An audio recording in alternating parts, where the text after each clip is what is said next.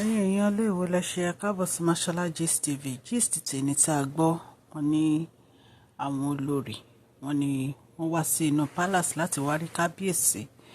wọ́n ní ṣùgbọ́n ìyàlẹ́nu ló jẹ́ o nígbà tí wọ́n wọ́ wọn túrútúrú lọ sí àhámọ́ ẹgbẹ́ kan nítorí pé Queen Naomi ń kọjá.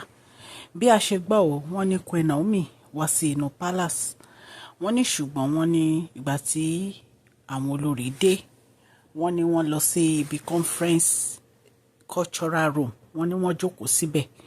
wọ́n ní ṣùgbọ́n nítorí pé Queen Naomi fẹ́ kọjá wọ́n fẹ́ lọ rí kábíyèsí.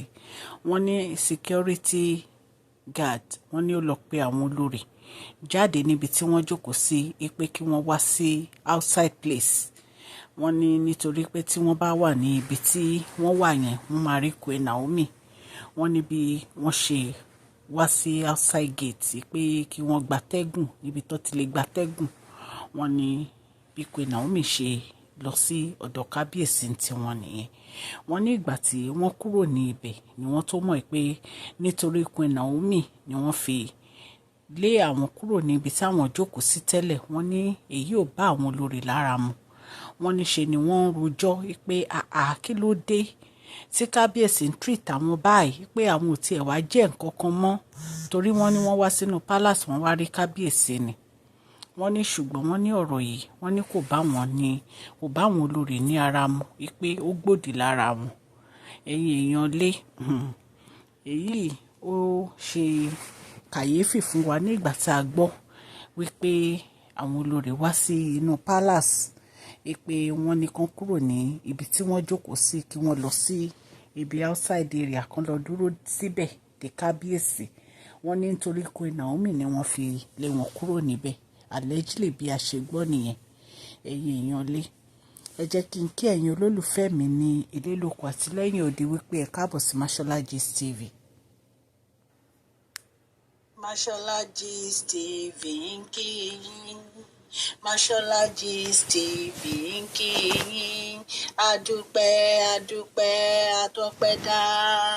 Mashola Gist TV ń kí yín. Mashola Gist TV ń kí yín o. ó ní ẹ ṣé o lọ́wọ́ ọkùnrin lọ́wọ́ obìnrin lọ́wọ́ ọmọdé lọ́wọ́ àgbà lórí gbogbo bẹ́ẹ̀ ṣe ń comment tẹ̀ ń like tẹ̀ ń share àdúpẹ́ ní ọwọ́ gbogbo yín. Mashola Gist TV ń kí yín. ẹ̀yin olólùfẹ́ wa ẹ káàbọ̀ sí Mashola Gist TV. ṣé àlàáfíà ni ẹwà gbogbo lè ń kọ́? orúkọ mi ni Mashola kò yí padà. a máa ń sọ̀rọ̀ nípa celebrity gist, royal gist, politics àti gbogbo nǹkan tó ń ṣẹlẹ̀ ní agbègbè orílẹ̀-èdè bàbá wa ní ilẹ̀ Nàìjíríà.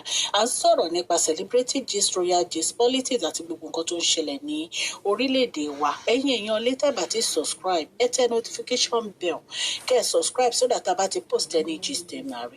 a ń sọ Yorùbá lórí channel àfẹ́gbàgbé àṣà àti èdè wa. ẹ̀yin èèyàn lé à ń ṣe advert lọ́lọ́kùn òjọ̀kan lórí channel yẹn kàn sí wa ní Mashola Gist TV.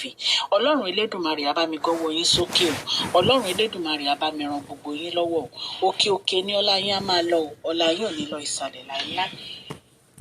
ẹ̀yin èèyàn lé bí a ṣe gbọ́ nìyẹn o tí wọ́n ní àwọn olórí wọ́n ní wọ́n wá sí inú palace o. wọ́n ní wọ́n wá kó wọn kúrò níbi tí wọ́n wà wọ́n tún wá kó wọn lọ síbòmíì pé nítorí Queen Naomi fẹ́ kọjá nítorí wọ́n fẹ́ kí wọ́n rí Queen Naomi.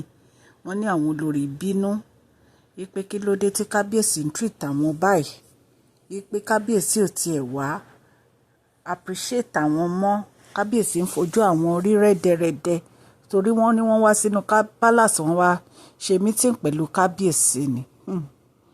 ẹ̀yin èèyàn lé oníkálukú lọ́mọ nǹkan tán fẹ́ tí wọ́n fi fẹ́ kábíyèsí. oníkálukú wọn dẹ̀ lọ́mọ nǹkan tán fẹ́ tí wọ́n fi wá sínú palace allegedly bá ṣe gbọ́ o. ẹ mọ̀ pé àwọn obìnrin àyàtọ̀ síra. àwọn obìnrin míì wọn bá máa wọ́ wọn báyìí kó máa fi wọ́n gbolẹ̀ nítorí pé wọ́n fẹ́ dúró sílé ọlá ó bá wọn lára mu. ṣùgbọ́n wọ́n ní ilé ọlá ó níyọnu. nǹkan tí ojú wọn bá rí ńbẹ̀ náà ni wọ́n máa fara mọ́. wọn bá tiẹ̀ wá máa kó wọn níbi tán wà yẹn kán tún kó wọn lọ síbòmíì wọn á fara mọ́ náà ni. àwọn ni wọ́n fẹ́ kábíyèsí àwọn ni wọ́n fẹ́ dúró sílé ọlá. open channel yìí o láti insult anybody o, ṣùgbọ́n àwọn ò lè rí òótọ́ ọ̀rọ̀ ká má sọ. Ṣó ti yé yín ẹ̀yin ará ilé? Nǹkan tí ojú oníkálukú bá rí ń bẹ̀ wọ́n máa fara mọ́ ni. Ẹ̀yin èèyàn lé, nǹkan tá a gbọ́ nìyẹn ta ní ká wá torchlight sí. A dúpẹ́ lọ́wọ́ gbogbo etí tó ń gbọ́ wa o. A dúpẹ́ lọ́wọ́ ọkùnrin, obìnrin, ọmọdé, àgbà.